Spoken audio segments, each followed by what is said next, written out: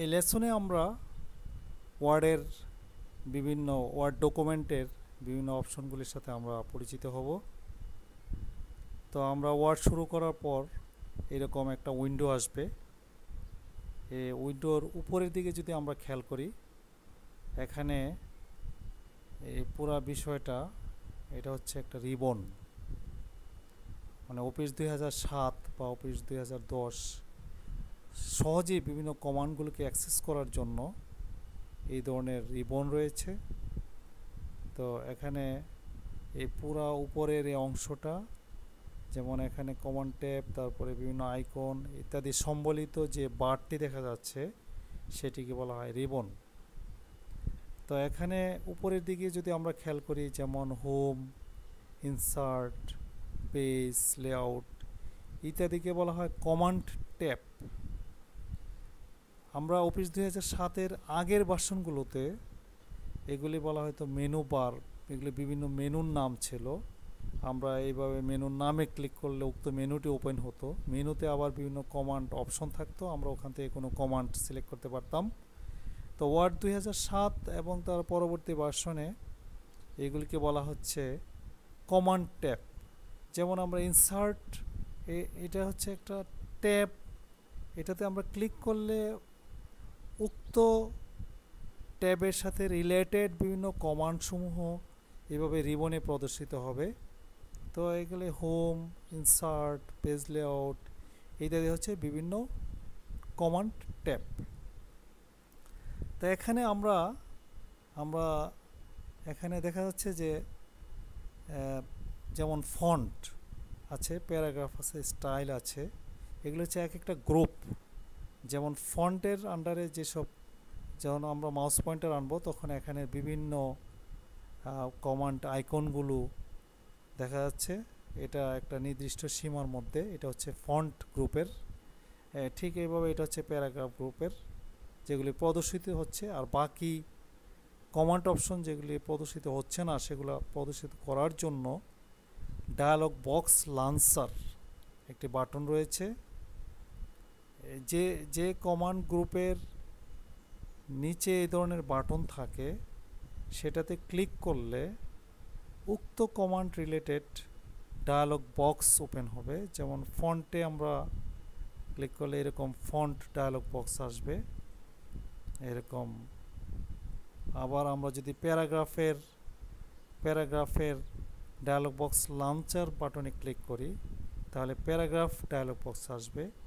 এইভাবে আমরা যে কোনো ডায়ালগ বক্স লঞ্চারে ক্লিক করলে উক্ত ডায়ালগ বক্সটি আসবে।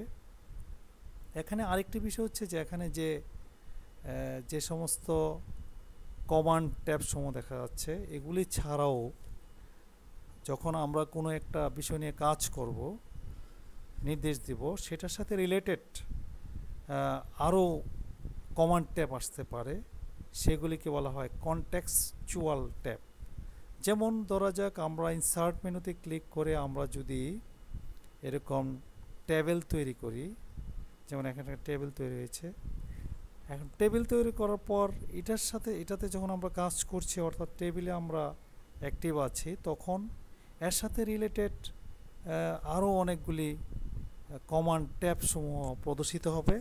যেমন এখানে দেখা যাচ্ছে যে টেবিল করার পর সাথে সাথে আমাদের লেআউট, এখানে লেআউট যেটা সম্পূর্ণটাই হচ্ছে টেবিলের সাথে রিলেটেড অনেক কিছু রয়েছে, যেমন মার্চ করা, রোটো সিলেক্ট, ডিলিট করা, ইনসার্ট করা, টেবিলের প্রপার্টিস করা ইত্যাদির জন্য এখানে রয়েছে লেআউট। ডিজাইনে আমরা টেবিলের বিভিন্ন সেল, রো, কলামগুলি কি ডিজাইন করতে পারি সেটি দেখাচ্ছে, বর্ডার কীভাবে দেওয়া যায়। অর্থাৎ এই টেবিল রিলেটেড বিভিন্ন কমান্ড ট্যাবসমূহ প্রদর্শিত হচ্ছে। তো এগুলিকে বলা হয় কনটেক্সচুয়াল ট্যাব। তো এইভাবে ওয়ার্ড 2007-এ কমান্ড প্রয়োগকে সহজ করার জন্য যে কাজটি করা হয় সেটির সাথে রিলেটেড বিভিন্ন কমান্ডসমূহ তখন প্রদর্শিত হয়। বিভিন্ন খুঁজে এই বিষয়ের সাথে রিলেটেড কমান্ড না বের করে, বরঞ্চ এর সাথে রিলেটেড উইন্ডোতে প্রদর্শিত হয়, সেখান থেকে সহজেই ব্যবহারকারীরা তার প্রয়োজনীয় কোনো নির্দেশ দেওয়ার জন্য কমান্ড অপশন সিলেক্ট করতে পারে। তো এইভাবে ওয়ার্ডের ribbon command tab, contextual tab, dialog box launcher, এগুলো হচ্ছে গ্রুপ, এক একটা গ্রুপ ইত্যাদি আমরা এই সম্পর্কে জানলাম। আর বাকি যেটা হচ্ছে উইন্ডো, এখানে কাজ করা হয় বিভিন্ন সাদা যে অংশটা সেটাতে লেখা টাইপ করা হয়। আর এখানে দেখা যাচ্ছে যে একটা রোলারের মতো আছে, স্কেল, এটাকে বলে রোলার।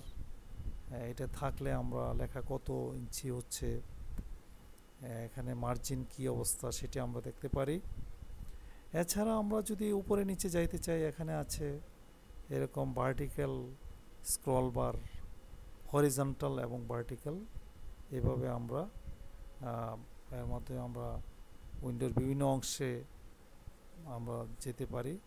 এখানে নিচে একেবারে নিচে রয়েছে স্ট্যাটাস বার, যেখানে যে ডকুমেন্ট ওপেন করা হয়েছে সেটির বিভিন্ন অবস্থা অর্থাৎ স্ট্যাটাস প্রদর্শিত হয়। যেমন পেজে 1 of 8, অর্থাৎ এটার মধ্যে 8টা পেজ আছে, তার মধ্যে 1 নম্বর পেজে কার্সার রয়েছে, সেটি বোঝাচ্ছে ওয়ার্ডস। এখানে 845টি অক্ষর রয়েছে, এগুলি বোঝাচ্ছে। এইভাবে যে কাজ করা হবে সেটার বিভিন্ন কমান্ড প্রয়োগের অবস্থা ইত্যাদি জানা যাবে। এ হচ্ছে মোটামুটি আমাদের অফিস 2007-এর উইন্ডো পরিচিতি। তো আমরা পরবর্তী লেসনে আমরা কীভাবে কমান্ড প্রয়োগ করতে হয় সে বিষয়টি দেখব।